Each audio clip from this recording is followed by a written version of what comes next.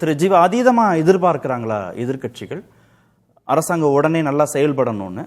இல்லை இந்த ஆட்சியை டீஃபேம் பண்ணுறது, ரொம்ப விரைவாக டீஃபேம் பண்ணுறது, ரொம்ப குறிப்பாக சொல்லணும்னா உள்ளாட்சிக்கு முன்பாகவோ இல்லை இடைத்தேர்தலுக்கு முன்பாகவோ இந்த ஆட்சி மீதான செல்வாக்கை கொஞ்சம் கொஞ்சமாக வேகமாக குறைக்கணும். இந்த ரெண்டு நோக்கம் இருக்கலாம். ஒரு பொறுப்பாக மக்களுக்கு பதில் சொல்லணும், தவறு நடக்குதே, சட்டம் ஒழுங்கு பிரச்சனை, மின்தடை அப்படின்னு பொறுப்பாக எதிர்கட்சிகள் கேள்வி கேட்கறது ஒன்று.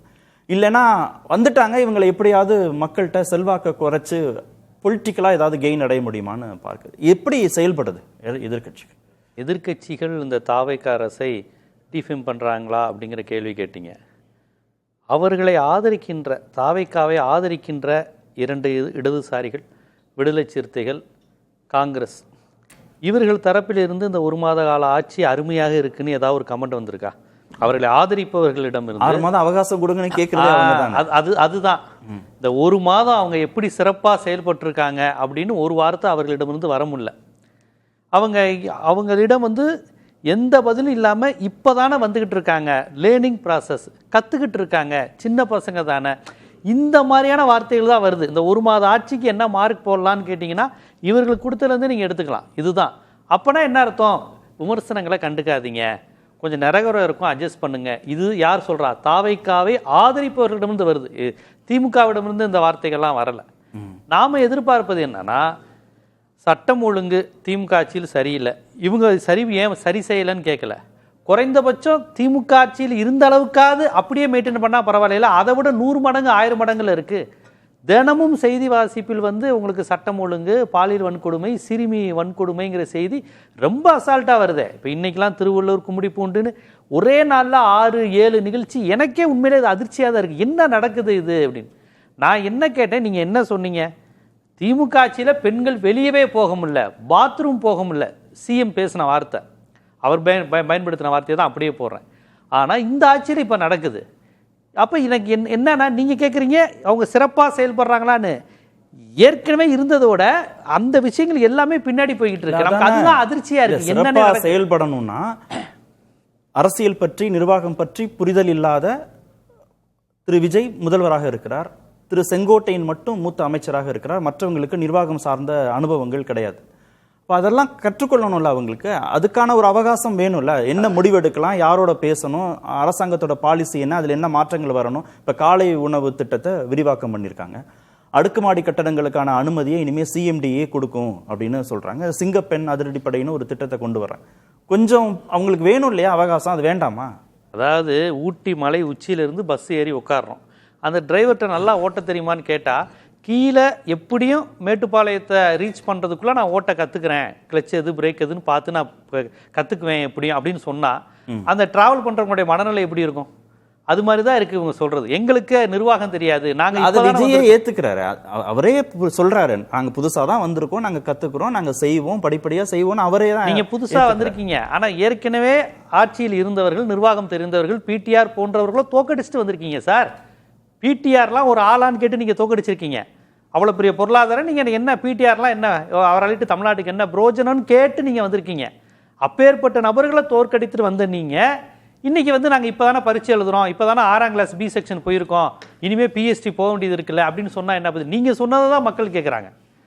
அப்புறம் இவங்க இந்த சிங்கப்பெண், இது எல்லாமே பார்த்தீங்கன்னா அந்த ரொமான்டிசைஸ் பண்ணுற கான்செப்ட்டுங்க. ஏற்கனவே மகளிர் காவல் நிலையம், மகளிருக்கான பாதுகாப்பு சட்டங்கள், அந்த பிங்க்கு இதெல்லாம் இருக்குங்க தமிழ்நாட்டில். ஏதோ பெண்கள் பாதுகாப்பு, ஒரு பெண் இப்போ கம்ப்ளைண்ட் பண்ணுறதுக்கு வசதியே இல்லாத மாநிலமா தமிழ்நாடா?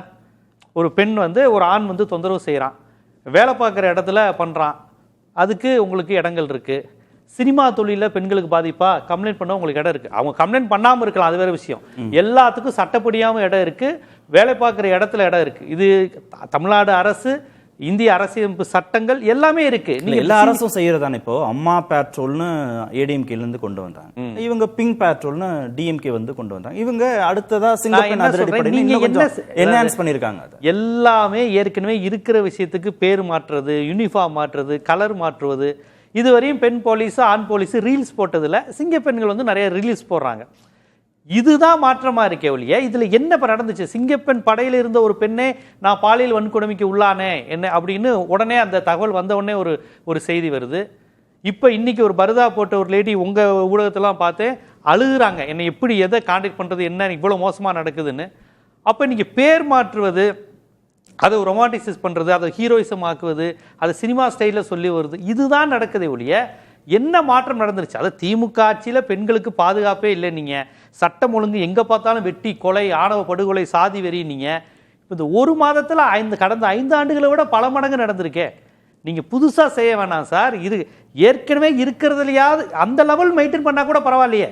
திமுக ஆட்சியில் பெண்கள் வெளியே போக முடியலன்னு நீங்கள் பேசுனீங்க, இன்னுமே இல்லைன்னு. அப்புறம் அதே முதலமைச்சர் அவர் வாயால் ஒப்புக்கொண்டது தமிழ்நாடு தான் எல்லாத்துலேயும் நம்பர் 1. இதை சொன்னவர் முதலமைச்சர் விஜய். எந்த விஜய்? ஒரு மாதம் கூட நிறைவு பெறாத விஜய் போய் கடந்த 5 ஆண்டு காலத்து ஸ்டாலின் ஆட்சியினுடைய பெருமையை ஒப்பிச்சுட்டு வந்தார் நிதி ஆயோக்கில். அவரே சொன்னது சார், வேற யாரும் சொல்லலை. இதுதான் பொருளாதாரத்தில் சிறந்த மாநிலம், இதுதான் ஜிடிபியில் நம்பர் 1, பெண்கள் 48 விழுக்காடு படித்த மாநிலம் இந்தியாவிலே தமிழ்நாடு, உயர்கல்வி படிப்பது தமிழ்நாடு, இது எல்லாத்தையும் சொன்னது விஜய் தான். எலெக்ஷன் அப்ப இது எதுக்குமே லாய்க்கில்லாத மாநிலம் தமிழ்நாடுன்னு சொல்லிட்டு ஒரு மாசத்துல இப்படி சிறப்பா தமிழ்நாட்டை இந்த 2 திராவிட கட்சிகளும் உருவாக்கியிருக்காங்கன்னு சொன்னதும் அதே விஜய் தான். அப்ப இது எல்லாமே முரண்பாடா இருக்குல்ல.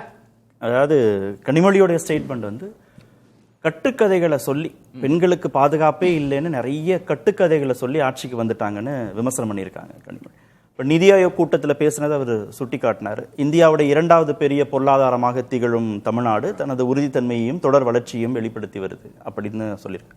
பெண்களுடைய கல்வி, சுகாதாரம், பாதுகாப்பு மற்றும் பொருளாதார முன்னேற்றத்தில் தமிழ்நாடு குறிப்பிடத்தகுந்த முன்னேற்றத்தை அடைந்திருக்கு அப்படின்னு அவரே சொல்றாரு. மகளிர் சுய உதவி குழுக்கள் ரொம்ப வலிமையான சமூக மாற்ற கருவிகளாக அவங்க செயல்படுறாங்கன்னு சொல்லியிருக்காரு.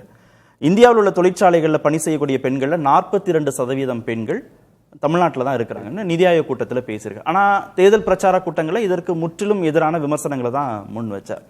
இப்போ தமிழ்நாடுடைய நிலைமை என்ன? அப்போ இல்லை, இதில் இந்த அவர் ஜீவா அவர் சொன்னது இருக்கு இல்லையா, அந்த பெண்கள் பாதுகாப்பு கடந்த 5 ஆண்டு காலத்தில் நடந்ததை விட இந்த 30 நாட்கள் அதிகம். அந்த நம்பரையாவது வச்சுக்கோங்களேன். இல்ல, அந்த நம்பரையாவது நீங்க ஸ்டேட்டஸ் கோ அந்த நம்பர்ஸ் அல்லது அந்த மெயின்டெனன்ஸ்னா, இப்ப விளாத்திக்குளம் கனிமொழி அவர்கள் விமர்சனம் வச்சிருக்காங்க இல்லையா, விளாத்திக்குளத்தில் அந்த மாணவி ஒரு பள்ளி மாணவி கழிப்பறைக்கு செல்ற நேரத்தில் பாலியல் வன்கொடுமை உருவாக்கி படுகொலை செய்யப்பட்டார்.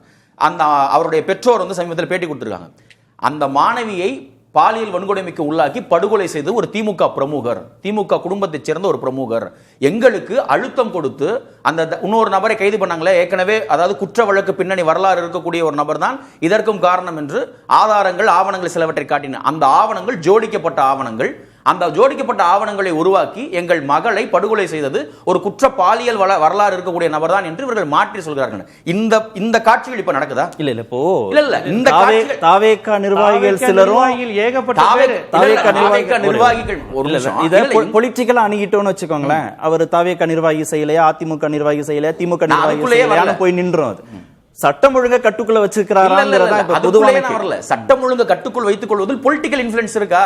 நீங்கள் உங்கள் கட்சியை சேர்ந்தவர்கள் யார் மீதாவது குற்றச்சாட்டு வருகிற பொழுது அரசாங்கம் அவர்களை காப்பாற்றுகிற வேலையை செய்தா, அல்லது தங்கள் கட்சியை சேர்ந்த ஒருவர் மீது குற்றச்சாட்டு வந்தால் தங்களுக்கு பாதிப்பு, தங்கள் ஆதரவு தளத்துக்கு பாதிப்புன்னு ஓடி ஒளிறாங்களா? அதுதான் கேள்வி. அங்க விளாத்திக்குளத்தில் ஓடி ஒளிந்திருக்கிறார்கள். அந்த போக்கு இல்லைங்கிறத நம்ம பார்க்கணும். அது கோவை சிறுமி படுகொலையாக இருக்கட்டும், இதுவாக இருக்கட்டும், குற்றச்சாட்டுக்கு உள்ளான தாவேகா நிர்வாகிகள் மீது எல்லார் மீது நடவடிக்கை எடுத்துருச்சா கட்சி? எந்த கட்சி? இல்ல, எனக்கு தெரிஞ்சு நீங்க ஒரு சில குற்றச்சாட்டுகள் வந்து சேலத்துல ஒருத்தர் அவர்கள் எல்லாவற்றுக்கும் அதற்கு விளக்கம். அவர் அந்த நபர் கட்சியை சேர்ந்தவர் இல்லை என்று அந்த மாட்டுச் செயலர் விளக்கம் கொடுத்திருக்காரு. அவர் அந்த சேலம் அந்த சம்பவத்தை பொறுத்த வரைக்கும் கடந்த 5 ஆண்டு காலமாக அவர்கள் அவர் மீது பல்வேறு குற்றச்சாட்டுகள், புகார்கள் இருந்திருக்கு. இப்போதான் கண்டுபிடிக்கப்பட்ட அவர் நடவடிக்கைக்கு உள்ளாகிறார். அப்ப இதை எப்படி புரிஞ்சுக்கிறது?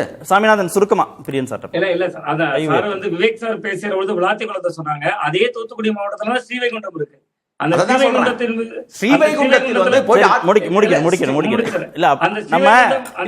சிறந்த உதாரணமே